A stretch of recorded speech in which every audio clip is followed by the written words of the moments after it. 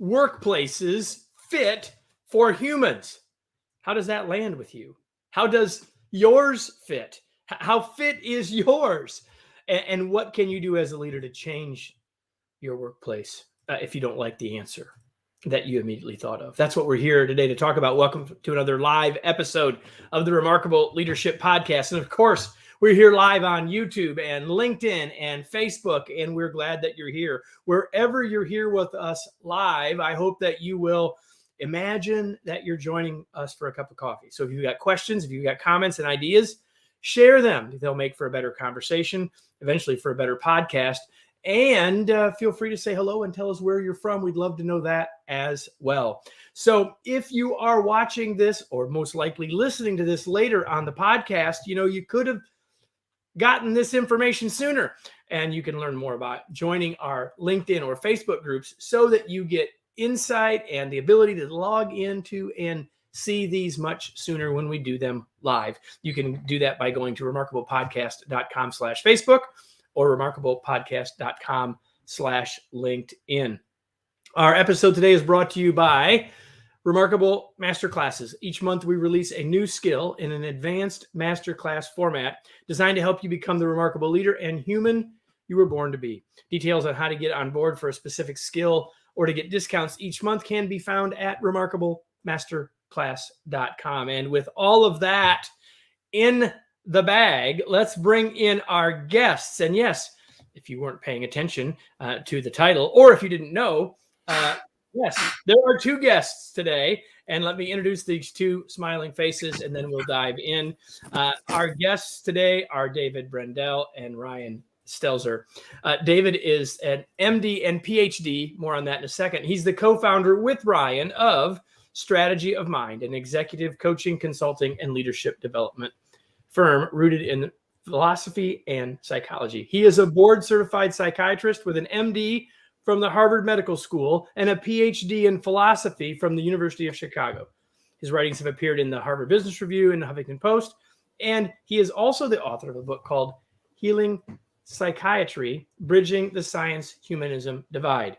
Also with us today is Ryan Stelzer. He is the co-founder of Strategy of Mind. He served in the Obama White House as a presidential management fellow, where his team was responsible for improving and sustaining high levels of performance across federal agencies. His writing has appeared in the Washington Post, the Huffington Post, and LinkedIn Pulse, and together they have written the new book. That's why we're here. Think, Talk, Create, Building Workplaces Fit for Humans. Gentlemen, welcome to the Remarkable Leadership Podcast. Glad that you're here. Thank you for having us, Kevin. Thanks, Kevin. And here we've got Frank is in Johannesburg, and Mahmoud is in Cairo. Let's see. We got people from all over, so no pressure, guys. That's great. We're looking forward to it. All right, so let me start with this question. So how is it that the two of you came to work together? You got sort of very, at least from what we know so far, very different kinds of backgrounds. What brings the two of you to come to work together? Well, I was working in management consulting, and a friend of mine, this is true, cut out and snail mailed an article in The Economist called Philosopher Kings. And the article said that business leaders would benefit from studying great writers. And referenced in the article was this guy named David Brendel, who was working coincidentally in Boston. I was in Boston. And so we sent a note, got together for coffee, and an hour and a half later, we had a company sketched out on paper. It was very serendipitous and very much not planned, but we hit it off right away, and we've been together ever since. He stuck with me. You're stuck together. We'll leave it at that, right? So in an hour and a half, you sketched out a company. How did you come, or what led you to write the book? We'll let David in on this. So what led you guys, once you had a company of strangers, what led you to write a book? And how long transpired between that first serendipitous meeting and where we are now?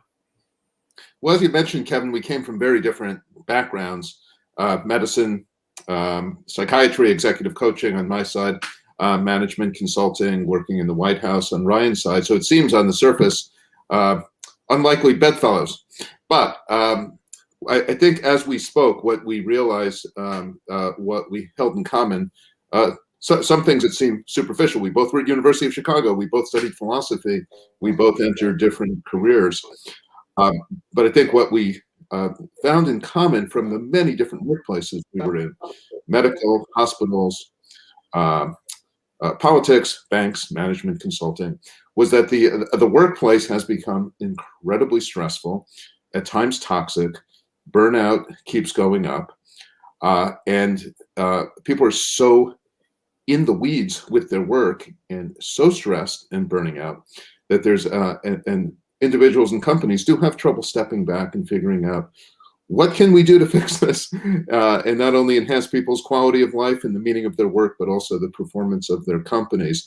So that was an area that we converged on from very different paths, and it suggested to us there must be something underlying this dynamic that really cuts across workplaces, and maybe a solution that comes out of things like dialogue rooted in ancient philosophy, like Socrates most famously, and also rooted in modern evidence-based cognitive psychology and neuroscience. So we started thinking about these topics, how to apply it with our clients, and then that was where the book came from. We wanted to not just provide a critique, but also a potential solution, and that is what we outline in Think Talk Create. Yeah. So the subtitle of the book is sort of where I started off before I brought you guys in, which is this idea that the workplace is unfit for humans. That's sort of the underlying question when the subtitle of the book is Building Workplaces Fit for Humans. So I want you guys to talk about this. But before I do that, recognize that we've got people with us live from at least 4 continents based on who has said hello.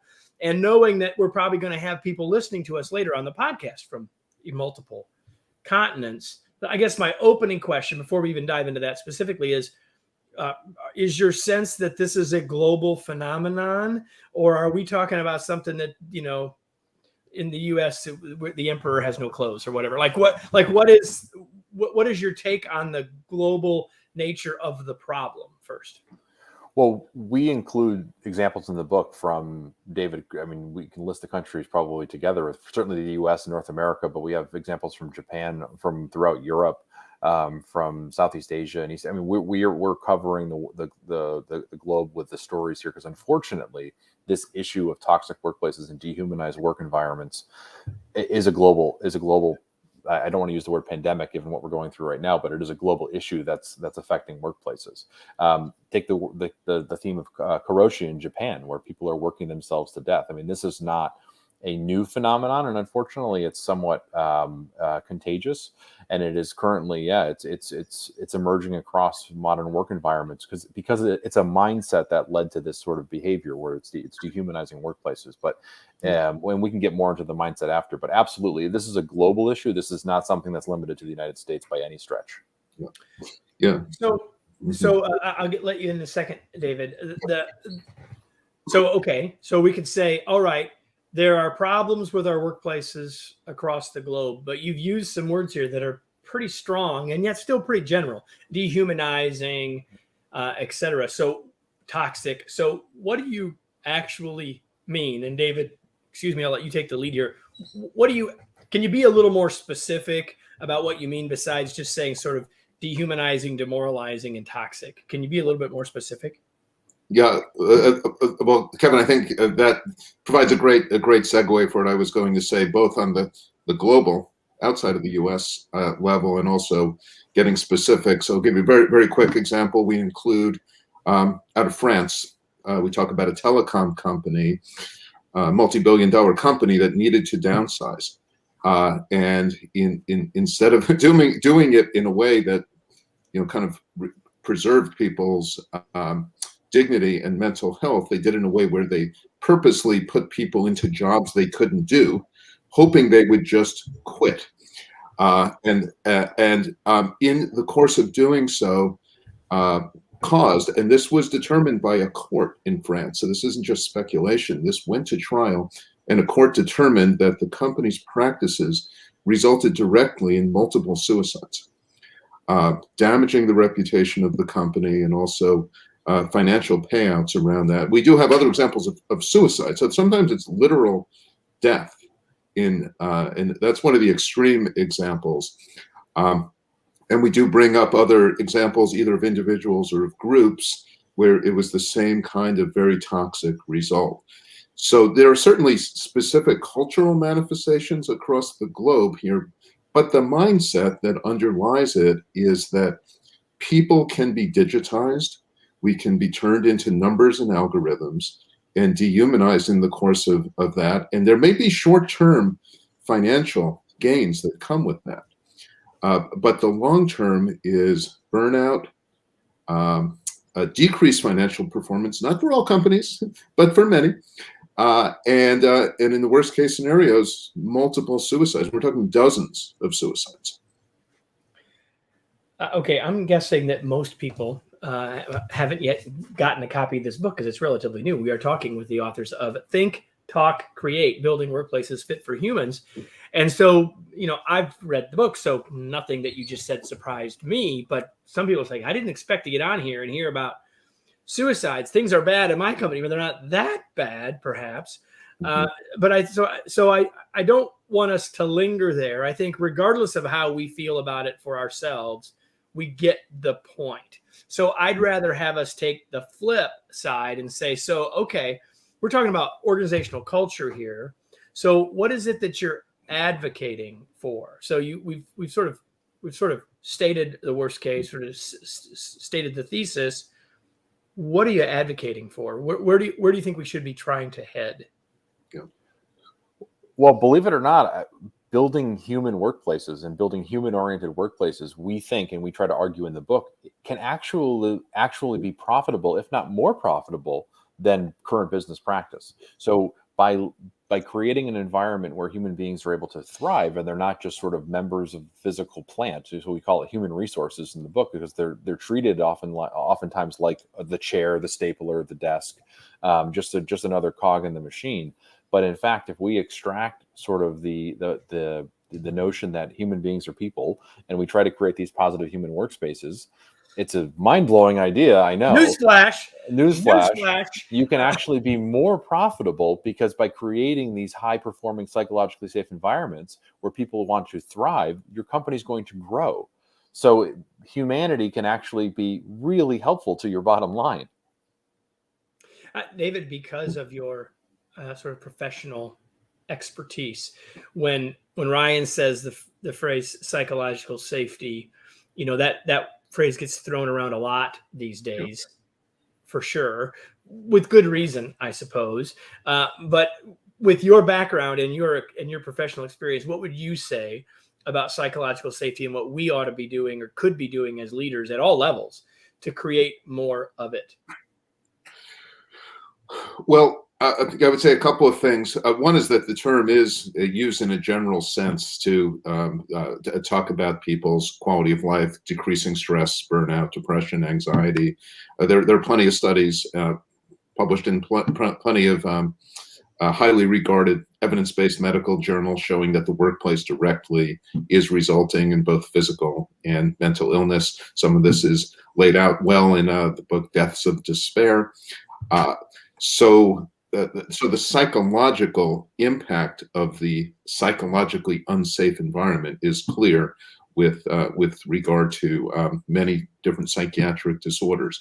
But the term psychological safety, as we describe in the book, also has a much more rigorous, evidence-driven, well-defined definition, which is worth looking at also, because there's a wonderful growing literature on the importance of psychological safety for high performance in the workplace. And the most concise definition from that more focused standpoint is a workplace where individuals across the organization, up, down, and across, are free and encouraged to speak openly, to express their opinions, to bring up safety concerns, to be able to brainstorm ideas without fear of negative judgment, reprisal, or being fired. So there's the general piece about mental health and with psychological safety, and then there is the more more laser-focused definition. We really consider both of them in the book.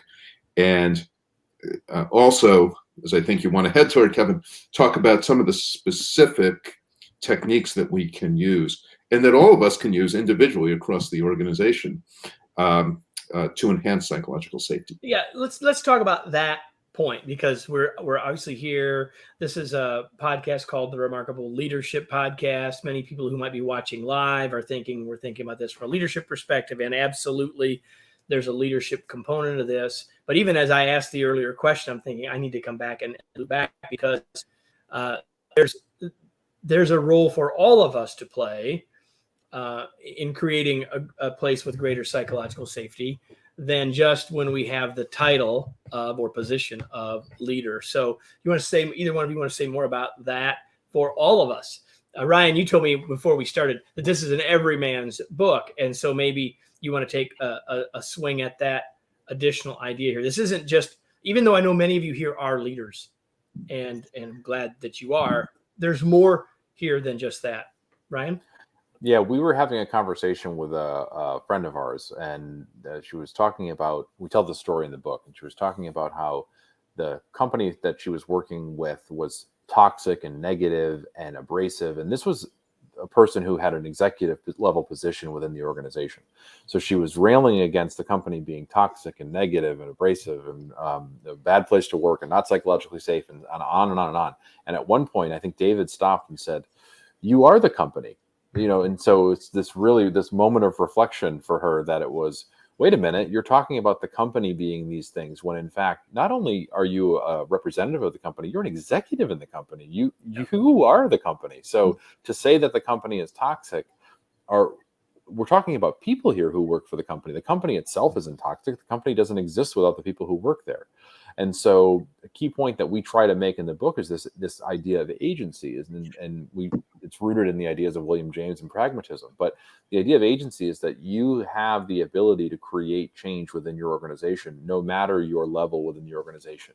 And not only do you have the ability, but you also have the responsibility to do so as well. And so whether you are an entry-level employee who just joined the organization as a junior associate, or you're the CEO sitting in the corner office, you have the ability to create psychologically safe, high-performing environments by building this sort of sense of humanity within the workplace. And that goes, like I said, for everybody, up, down, and across the organization.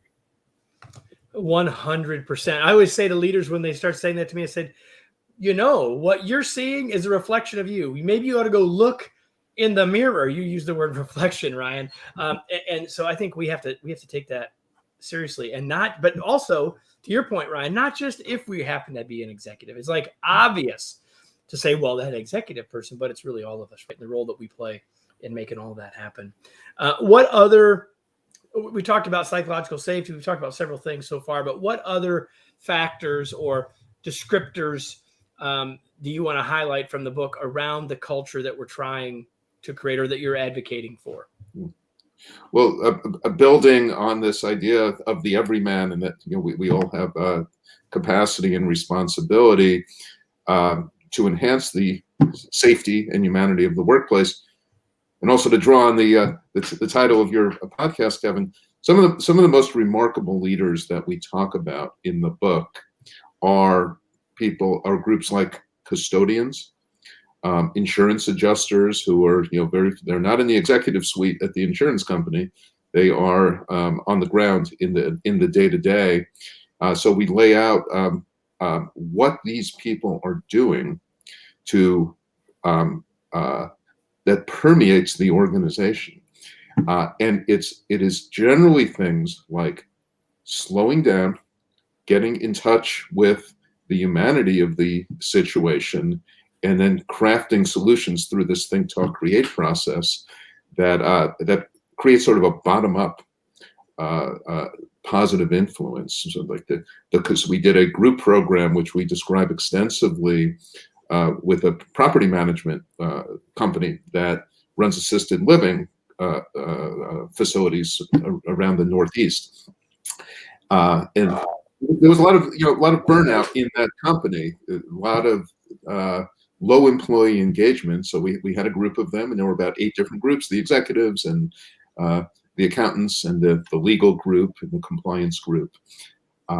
And they were organized at tables around the room. And we went around the room and said, what keeps you up at night? Let's hear what the difficulties are. And we got a lot of the standard things. The workload is too high. The communication is poor. Everything's siloed. The other groups aren't communicating or working hard enough.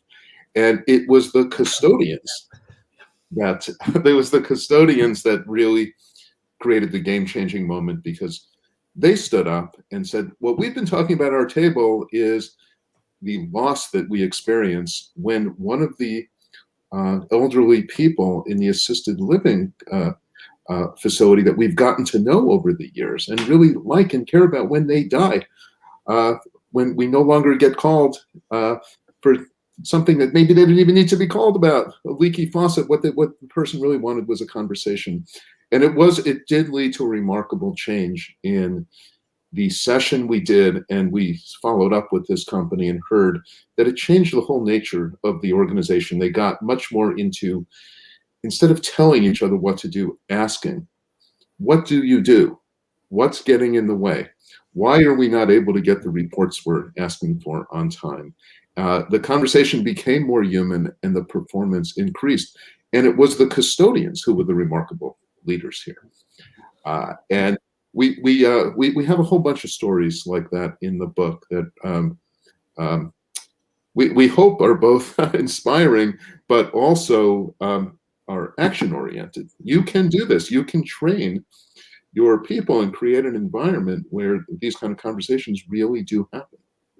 I want to get to that idea of active inquiry in just a second, but what I want to say to all of you who are watching us live is that just because this is sort of like a microcosm of an organization, right? Like, I'm kind of the leader and I'm running all this and you're all just watching, but this belongs to you too. So if you've got questions for Ryan or David, just ask them, put them in the comments or wherever you're at. I'll see them and we'll be happy to ask those questions or follow up with questions that you might have. Happy to have you do that. But let's talk about active inquiry, which, David, kind of where you were headed. It's the phrase that you use a lot in the book: think, talk, create. This idea of we've got to be asking each other more questions. So talk about what you all mean by that and give us some good examples. Yeah, active inquiry is basically it's the theme of our book, in the sense it's the answer. It's the thing that you can do and you can take to work tomorrow, today, if you, and for the folks who are watching around the world, we're so grateful that you're here, that you can bring into your office and you can try to build more human work environments by practicing active inquiry. So think, talk, create is the practicum for that. So it's the how do you, okay, so what do I do? And it's really this simple, repeatable 3-step process of pausing, taking a moment of reflection and thinking through sort of thoughtfully what is it that we're trying to address here? Talking, and when we talk, we're using open-ended questions. This is the key piece of active inquiry. Open-ended questions are questions that do not end in yes or no answers, so they elicit more elaborate responses. So questions that start with words like what or how are good examples of open-ended questions, whereas a closed-ended question might start with, are you going to do this today? That's a closed-ended question. Person would say yes or no, as opposed to, what are some things that we might think about to make sure that this is a successful exercise? That's an open-ended question.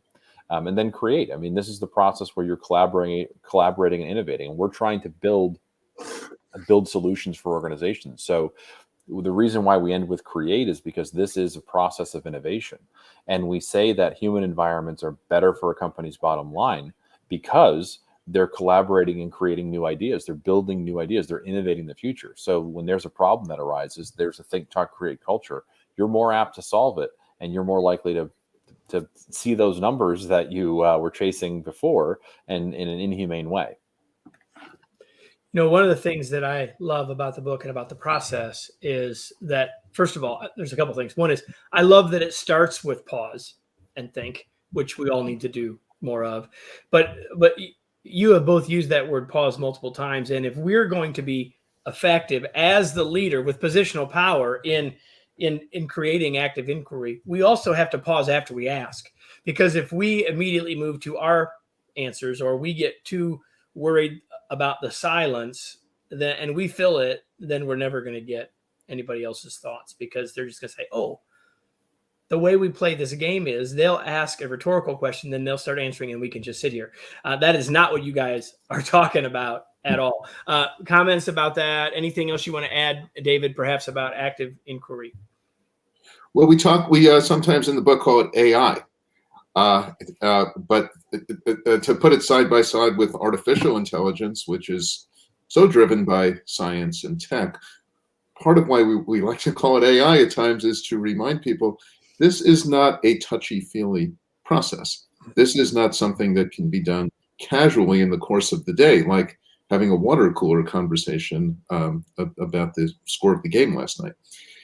This is a rigorous process of asking open-ended questions. It is very hard to do it, especially when we're really busy and stressed out and a million things need to get done. We are much more, our amygdala, the fear center in the brain is firing away. We got the fight or flight going. It's hard to stop and think. So it's much easier to tell people what to do, bark orders, ask for things now, and just create a more hostile environment. So the active inquiry, it's really rigorous, and asking the open-ended questions, they really do need to be thought about.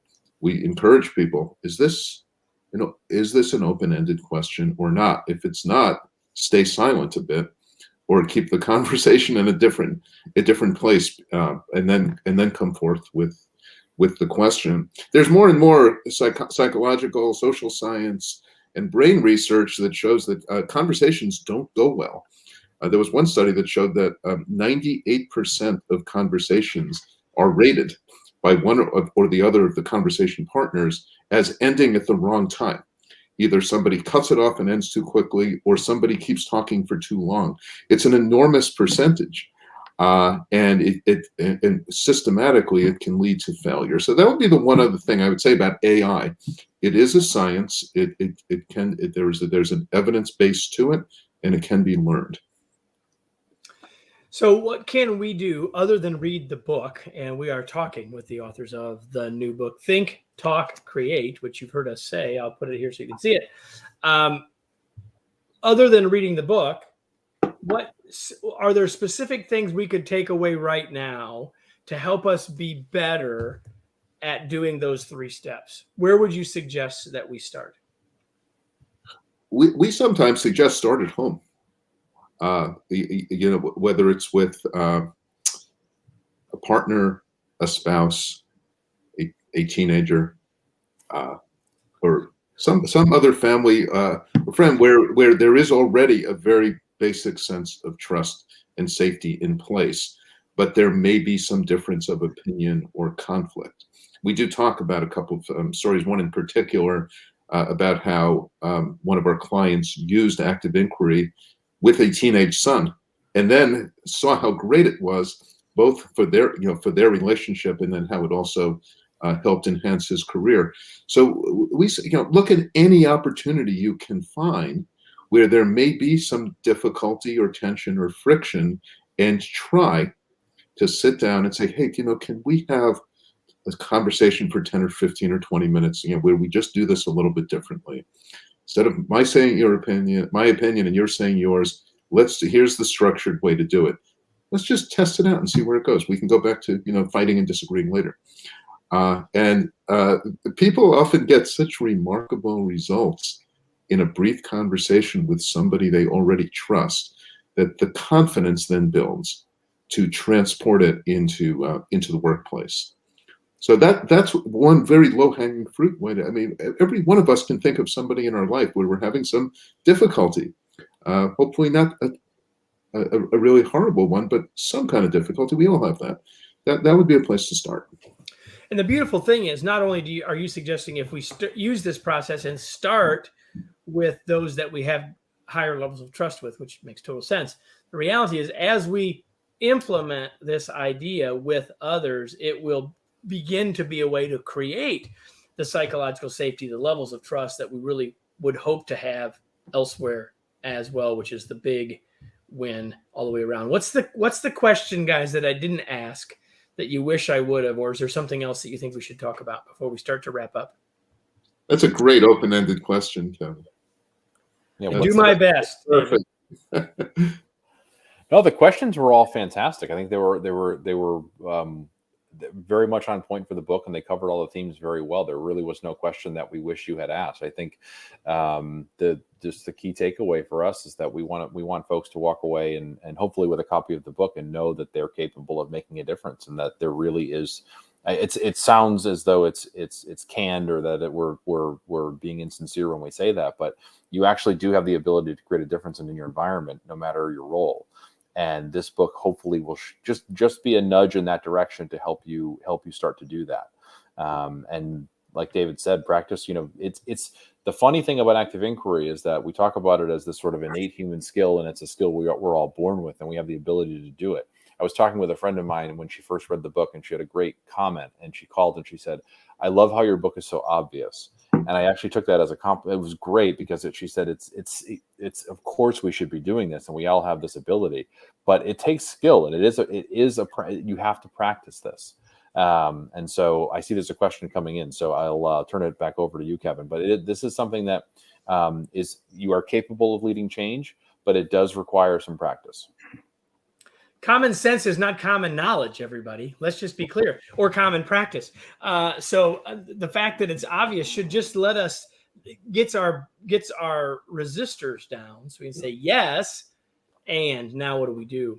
Right. So a question came in, and I want to see if you guys want to take this. The question comes in and says, how do you manage stress in a very complicated corporate environment? So maybe David, you want to take a swing at this?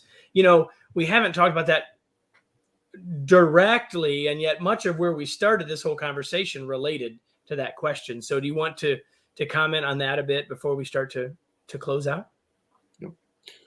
Well, there's certainly some of the basic self-care things, like make sure you're sleeping well, eating well, exercising, maybe engaging in mindfulness or other kinds of stress relieving activities. So, but a lot of people say that. I think what we would add here is see if this think, talk, create process might help, and especially active inquiry. Who are the key people that you're working with? Whether it's a direct report, a peer, even your boss, to sit down and say, can we take 10 or 15 minutes and have a conversation? And then try out the active inquiry, where let's say your boss has hit you with 8 different projects and you can't get even 2 of them done. Oh, right? You sit down and, bring some honesty and authenticity and say, I really want to get this right here, but I'm not sure I fully understand the priorities. Can we talk this through? I'm feeling like I am not going to be able to get everything done at the A+ quality level that I want to. And what needs to be an A+ today and this week, and what can wait? So that's an open-ended question. That doesn't allow the boss to say, just do this or do that. I mean, unless you're dealing with an unbelievably hostile workplace, in which case you may need to have that conversation with somebody else. Well, in that case, you need to have the exit conversation. Like, I think it's time for me you may, what kind of severance package would you be willing to offer is also an open-ended question. But that's true. But we in most situations we actually believe that starting with some degree, not naive hope, but some degree of hope, that you're dealing with other people who are also suffering and would like to genuinely try to make this better. That's the right starting point. If you're running up against a totally toxic or sociopathic environment, there are other steps, obviously, that need to be taken. Right. Hey, I want to shift gears as we start to wrap up. I always know that when we get into a great conversation like this, it's going to go longer. And when there's 2 guests, it's going to go longer. But I've got a couple of things I'd like to ask everyone. And I think it's valuable, not only in the context of this conversation that we've had today, but just for all of us who are getting the chance to learn from experts like the 2 of you, to know a little bit more about you, to give us more context. So the question is this: Ryan, what do you do for fun? David knows this answer. He can answer it for me. I am an enthusiastic golfer. I'm not on tour, but I love to play golf.